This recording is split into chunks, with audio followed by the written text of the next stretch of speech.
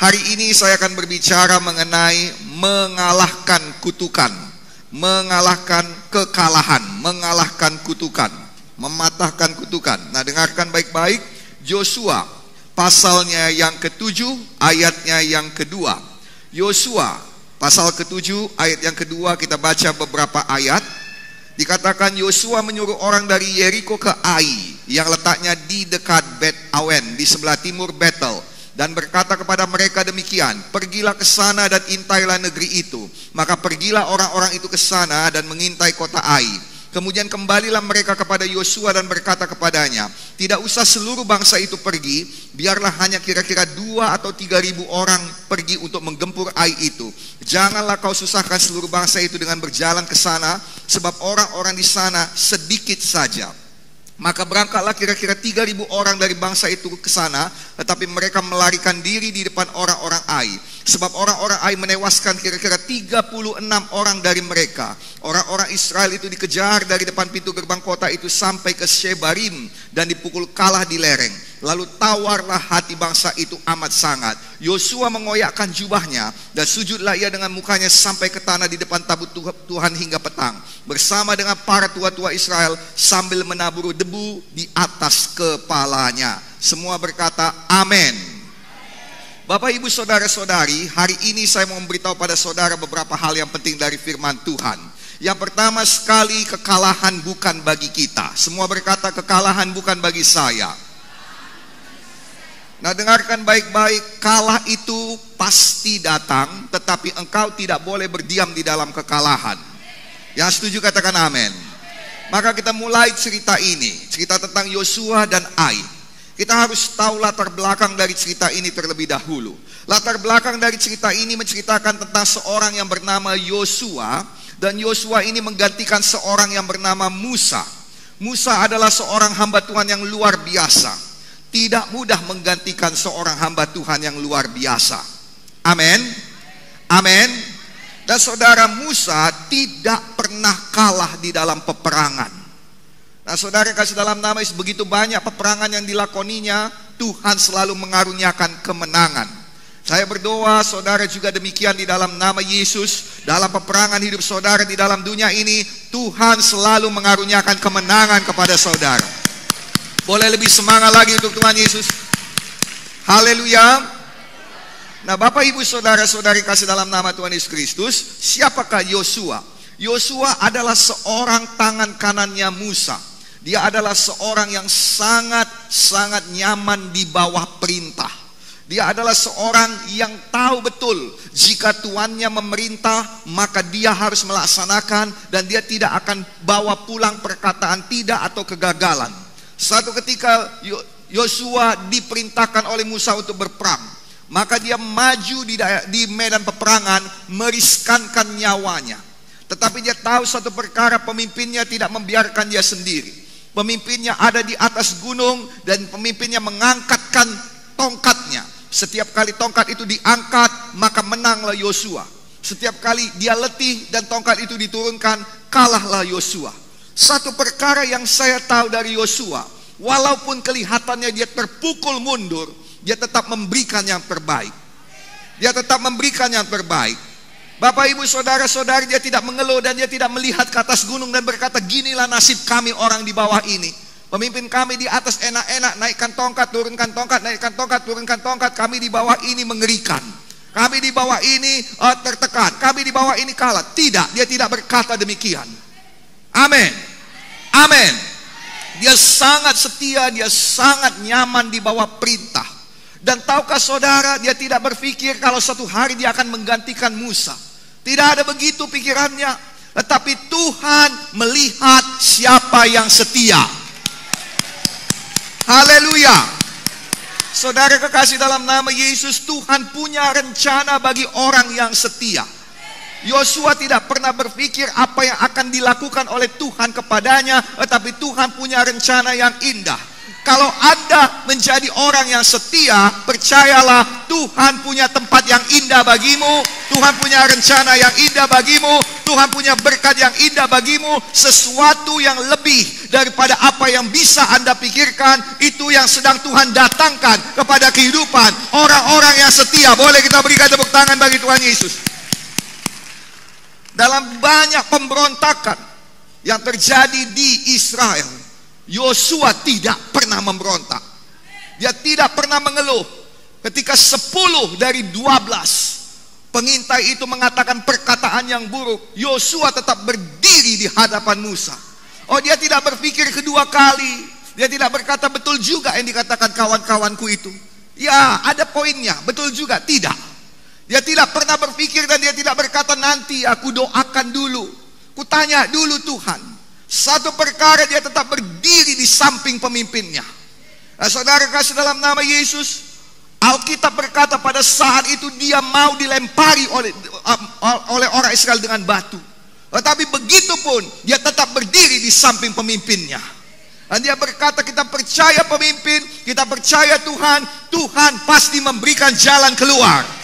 Haleluya. Ada kalanya dalam hidup ini kelihatannya kita akan kalah. Ada kalanya dalam hidup ini kelihatannya kita tertekan. Tetapi kalau kita setia, ada Tuhan yang melihat. Ada Tuhan yang melihat. Haleluya. Yosua adalah satu-satunya orang, ditambah Kaleb, hanya berdua mereka, yang mana di depan mata mereka satu persatu mereka melihat teman-teman mereka mati. Tetapi dia, hidupnya, nyawanya, nafasnya tetap ditatang Tuhan, tetap mengalir. Kehidupan itu tetap mengalir padanya. Haleluya. Haleluya. Rekan sayang, kalau engkau setia pada Tuhan, setia pada firman, setia pada pemimpin, ada kehidupan yang mengalir padamu. Usaha orang lain bisa hancur, pelayanan orang lain bisa hancur, apa yang dikerjakannya bisa bangkrut, bisa berhenti. Tapi kau akan lihat, walaupun kelihatannya mustahil, sudah mau dilempari dengan batu, sudah mau habis, tetapi Tuhan menyambung nyawamu, Tuhan menyambung usahamu, Tuhan menyambung. Alkitab yang berkata demikian. Haleluya. Haleluya. Itu berkat orang setia. Amin. Dan harinya datang ketika hamba Tuhan itu dipanggil oleh Tuhan. Dan Alkitab berkata dia sebenarnya bukan tidak mau, bukan tidak menghargai, tapi dia merasa tidak layak dan tidak mampu. Itu sebabnya kalau saudara baca di dalam buku Yosua, dikatakan berkali-kali, kuatkan dan teguhkanlah hatimu. Tuhan tidak akan berkata kepada Yosua yang percaya diri, kepada seseorang yang percaya diri, kuatkan dan teguhkanlah hatimu. Firman Tuhan selalu pada tempatnya. Firman Tuhan selalu menjawab persoalan. Maka kalau firman Tuhan berkata berkali-kali dalam buku Yosua, kuatkan dan teguhkanlah hatimu, artinya Tuhan sedang memandang hati Yosua. Dan hati Yosua masih berduka karena kehilangan pemimpinnya. Saya tahu apa maksudnya ini, karena saya pun adalah orang yang nyaman di bawah arahan, nyaman di bawah perintah. Ketika Bapak kita dipanggil Tuhan, saya gamang betul. Dari luar kelihatannya hebat, dari luar kelihatannya tidak terjadi apa-apa. Tapi di dalam ini saya kehilangan arahan. Di dalam ini saya kehilangan seorang pemimpin. Dan saudara kasih dalam nama Yesus, tugas yang saya tanggung dibanding Yosua, oh jauh sayang. Kenapa? Karena Yosua harus memimpin bangsa yang besar itu masuk ke tanah Kanaan. Dan masalahnya cuma satu, di tanah Kanaan ada raksasa-raksasa. Kalau Daud mengalahkan satu raksasa, Yosua menghadapi banyak raksasa. Bukan satu, bukan dua, banyak mereka. Orang-orang Enak, orang-orang Het, orang-orang Hewi, orang-orang Yebus, semuanya keturunan raksasa-raksasa. Ya saudara kasih dalam nama Yesus, bayangan akan masa lalu itu bisa datang lagi kepadanya. Sedangkan masa lalu saja belum ada tembok Yeriko, sekarang ditambah lagi satu tembok lagi. Tetapi tahukah saudara, ketika Tuhan pilih saudara, kau beda dengan orang yang terpanggil. Banyak yang terpanggil, tetapi kalau Tuhan pilih saudara, itu berbeda. Come on, kita berikan tepuk tangan bagi Tuhan Yesus. Sedikit yang terpilih, Saya percaya yang datang hari ini adalah orang-orang yang terpilih. Saya ulangi sekali lagi, saya sungguh percaya yang hadir hari ini adalah orang-orang yang terpilih. Dan jangan ada engkau yang bodoh di balik layarmu dan berkata, kalau gitu saya bukan orang terpilih Pak Pendeta. Yang saya maksudkan datang segera kemari. Haleluya. Kecuali kalau Anda tidak bisa datang, maka nggak apa-apa. Kalau bisa datang segera kemari dalam nama Yesus. Boleh kita berikan tepuk tangan bagi Tuhan Yesus. Karena kita tidak mempunyai sikap untuk menghina, atau tidak mempunyai sikap untuk merendahkan, atau tidak mempunyai sikap untuk negatif. Ya setuju, katakan haleluya. Nah Bapak Ibu Saudara-saudari, Yosua menghadapi banyak raksasa. Dan tentu saja dia gentar. Satu raksasa saja bisa membuat seluruh Israel gemetar. Masa lalunya bisa datang kembali. Tapi Tuhan berkata, kuatkan dan teguhkanlah hatimu. Dengarkan sayang, bagaimana cara kita menghindari semua kutukan masa lalu, mematahkan semua kutukan masa lalu, kutukan kegagalan masa lalu, ancaman, trauma yang ada pada hatimu dari masa lalumu. Sederhana, di dalam nama Yesus engkau harus kuatkan dan teguhkan hati. Boleh kita berikan tepuk tangan bagi Tuhan Yesus. Haleluya. Nah Bapak Ibu Saudara-saudari, apa yang terjadi? Yosua mengalahkan, membuat satu cerita yang panjang menjadi singkat. Yosua berhadapan dengan raksasa, Yosua berhadapan dengan tembok yang besar. Amin. Tetapi Alkitab berkata, kalau Anda orang terpilih, kalau Anda orang setia, maka Tuhan yang berhadapan dengan raksasamu, Tuhan yang menghancurkan tembok-tembok dalam hidupmu. Boleh lebih semangat lagi untuk Tuhan Yesus? Nah Bapak Ibu Saudara-saudari, singkat cerita, dia sudah menang. Orang Israel pun kagum kepada dia. Namanya diangkat tinggi oleh Tuhan. Alkitab berkata, pada hari ini aku akan mengangkat namamu tinggi di depan mata orang Israel. Jika Anda setia, ada Tuhan yang mengangkat Anda. Ada Tuhan yang mengangkat Anda. Ada Tuhan yang mengangkat Anda. Ada Tuhan yang mengangkat Anda. Anda tidak perlu membela diri Anda. Kalau Anda setia seperti Yosua, maka Tuhan pasti mengangkat Anda. Saya berdoa sebelum tahun ini berakhir, semua yang setia, kiranya Tuhan berkenan membawakan pengangkatan kepada saudara di dalam nama Yesus. Amin. Nah sekarang tiba pada satu kota namanya Ai. Nah Bapak Ibu Saudara-saudari, kota ini kota kecil. Maka datanglah satu orang yang berkata, orang-orang berkata, tidak perlu semuanya kita datang ke sana. Sedikit saja, 2.000-3.000 orang kota itu selesai. Banyak hamba Tuhan berkata, saudara, bahwa Yosua meremehkan. Tidak sayang, Yosua tidak meremehkan. Yosua orang pintar, orang Israel orang pintar. Amin. Ini bukan cerita meremehkan, tetapi ini cerita apa? Ini cerita kenapa bisa kalah. Bukan karena masalah jumlahnya, tetapi ada sebabnya kenapa bisa kalah. Nomor satu dikatakan dalam Yosua 7 ayat 1. Saya bacakan pada saudara. Ini penting sekali. Ini sebab bisa kalah. Yosua 7 ayat 1 dikatakan, tetapi orang Israel berubah setia dengan mengambil barang-barang yang dikhususkan itu. Dengarkan baik-baik. Dua hal di sini diceritakan. Nomor satu adalah mengapa kekalahan bisa datang.